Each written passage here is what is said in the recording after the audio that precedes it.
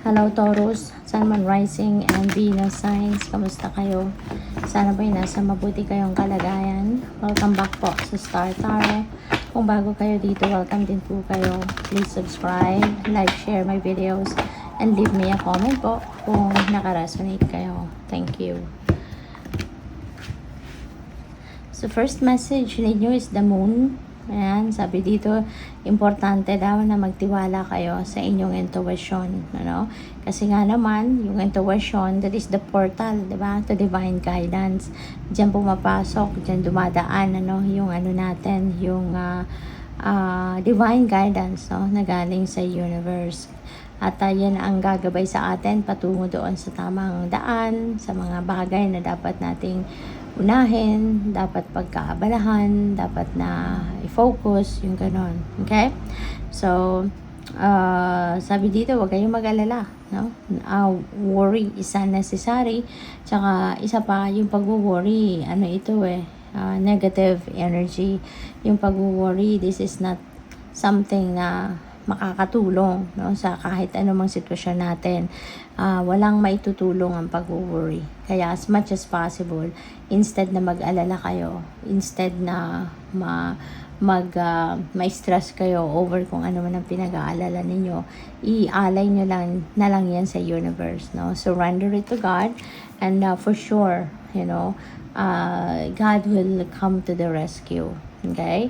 Kapag inaalay mo lahat, pinagkakatiwala mo sa Panginoon, mararamdaman mo na magiging magaan ng inyong pakiramdam. Okay? So, what else?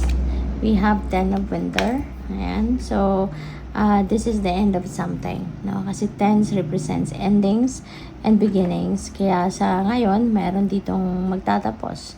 No? It could be anything sa buhay ninyo, but for sure, this is something na sa tingin ninyo kailangan ng matapos, kailangan ng tapusan, kailangan ng putulin ang inyong connection with this, no? So it could be in any area of life.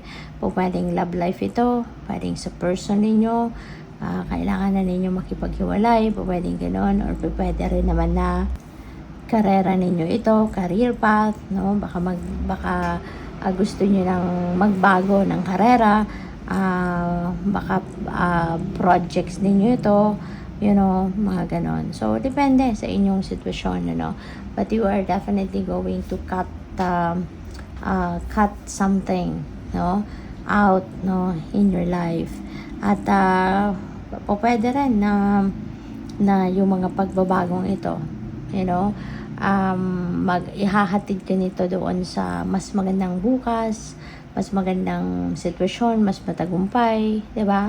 Kasi kung naiisip ninyo, na it's about time na to change the course of your life, then ibig sabihin nito na yun na ang dapat ninyong gawin, kasi hindi kayo basta-basta makakapag-isip ng ganon kung wala ding guidance sa inyo ang divine universe, no? So what else? We have Prince of Spring, and so there is an opportunity going to come your way. There is an opportunity knocking on your door, so kailangan lang dito ng inyong atensyon, kailangan ninyong pansinin agad dito kapag merong kumatok na opportunity, move quickly para, hindi ito lumagpas or hindi ito makawala sa'yo. So, tignan ninyo, consider it, before na kayo ay magdesisyon, 'di ba? So kailangan tignan ninyo maigi. Baka ito na yung breakthrough na hinihintay ninyo, 'di ba? So, 'yun, kailangan na busisiin ninyo ano mga opportunity na to para din na hindi kayo magkamali ng desisyon, okay? So, what else? We have you ready for more.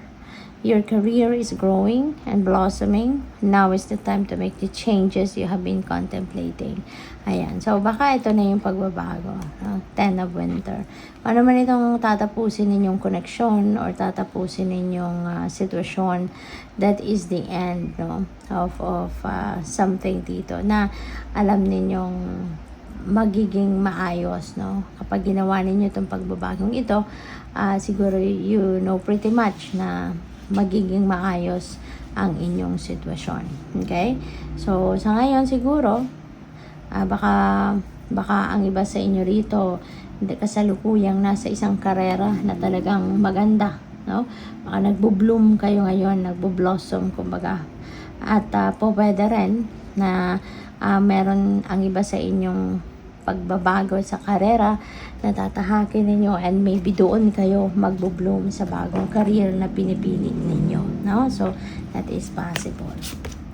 We have trust in divine purpose. This experience has divine meaning. Okay? Kasi nga, 'di ba, lahat naman na nangyayari sa buhay natin ay may halaga, may purpose 'yan, merong dahilan 'yan, no? And healing will come, no? Healing will come. Siguro may sitwasyon kayo rito na hindi masyadong paborable sa inyo. Siguro may sitwasyon kayo na hindi masyadong maganda, no? Ang nangyayari. Kaya huwag kayong mag-alala. Healing will come. Magiging maayos din ang inyong buhay. Magiging maayos din ang inyong sitwasyon. Okay? So magtiwala ka lang. We have don't give up on love. Okay? Kung may problema ang iba sa inyo dito sa inyong relationship, huwag kayong susuko.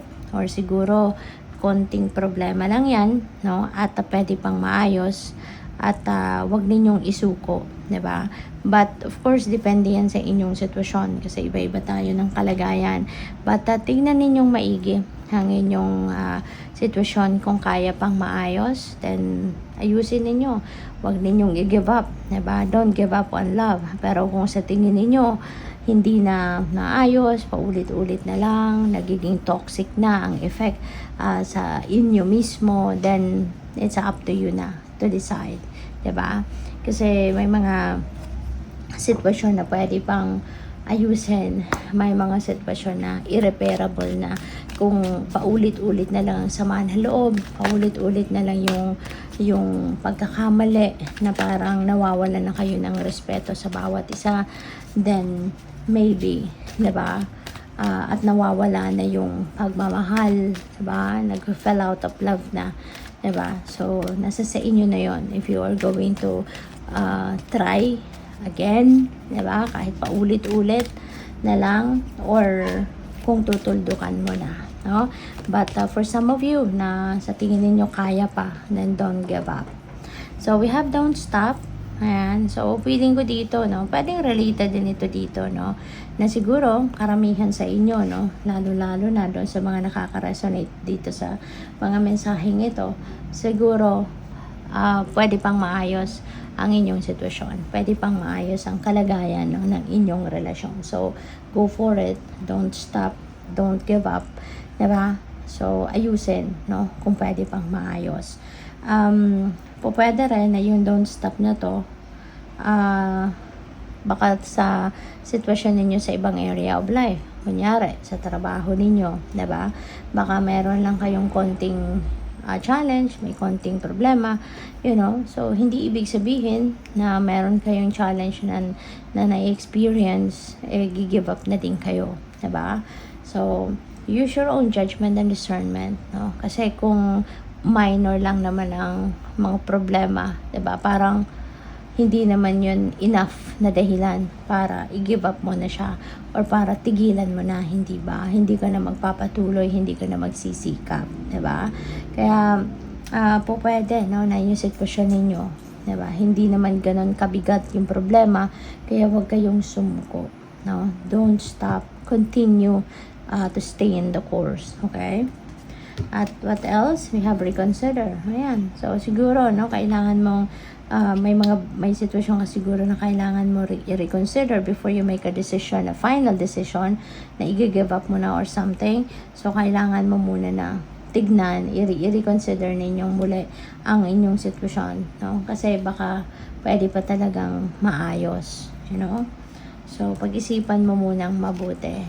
I-ano mo muna, pag-aralan mo muna ang sitwasyon. Remain positive.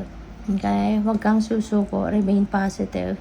Kasi, ibig sabihin nito, no, na maganda pa rin ang naghihintay na bukas sa inyo. Pwedeng related yan sa relationship. Pwedeng related yan sa trabaho, no? So, huwag ninyong hayaan na talunin kayo ng negative thoughts, negative feelings and emotions. Huwag ninyong hayaan na mabalot kayo ng takot. Huwag ninyong hayaan na mag-take over sa inyo yung negativity. Okay? So, just remain positive. Okay? Remain positive, remain optimistic. Pasasaan ba at magtatagumpay ka din, no? Despite sa mga pinagdadaanan mong problema, always remember na lahat ng problema may solusyon. Kaya wag mong tigilan, no? Continue to persevere, continue to work hard, continue to try to face squarely kung ano man ang problema, dahil mahahanap mo din ang solusyon. Okay? Good luck sa'yo. Thank you for watching Love and Light. Namaste.